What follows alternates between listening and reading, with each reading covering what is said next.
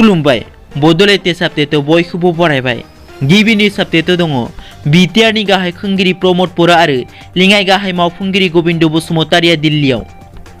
मैया मोनाबिलिनि 12:30 समाव हरखाबै दिल्ली फारसे रावना होदों BTR नि गाहाय मावफुंगिरि प्रमद बर' आरो लेङाइ गाहाय मावफुंगिरि गबिन्द बसुमतारिया। रिपर्टनि बादिब्ला NDP नि गायसनगिरि आफादगिरि रन्जन दैमारी आरो माखासे केडारफोरा जोबथेसालिनि बोलि जानांनाय बिथांमोनखौ थाबैनो जोबथेसालिनिफ्राय उदां खालामनो थाखाय BTR गोरोबथानि 9.4 दफानि बादियै गुवारै सावरायनो रावना होदों होननानै मिथिनो मोननाय जादों।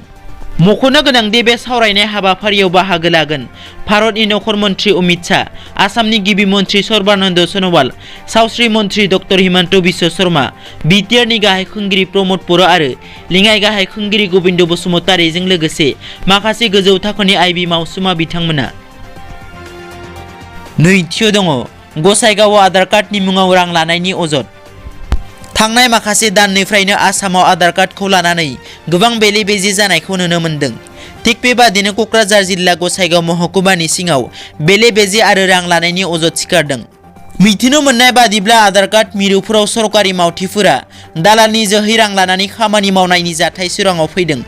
मख'नो गोनांदि जाय आधार कार्डखौ साफ्रोमबो नोगोरारिफोरा फ्रियाव मोननांगौ, नाथाय माखासे सरकारि मावथिफोरा भेरिफिकेशननि मुङै रां लानायनि फोरमान मोनदों।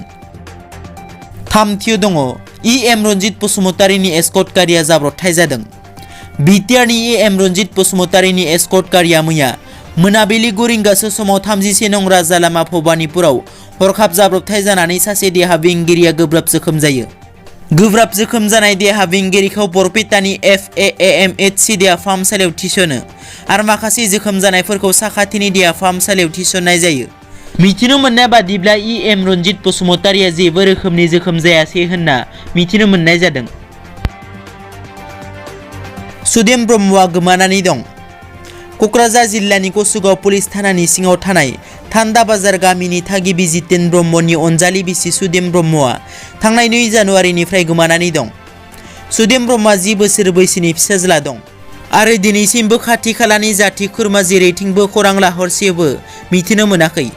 बिथां सुदेम ब्रह्मखौ सोरबाफोर बबेबा नुयोब्ला 7896067126 नम्बराव खौरां हरनो थाखाय नखरनि सोद्रोमाफोरा खावलायहरदों। दिनैनि रादाबा एसेनोसै। नोंथांमोना जुदि आंनि चेनेलखौ दासिमबो साबस्क्राइब खालामाखै, अन्नानै साबस्क्राइब खालाम। गोजोन्थों।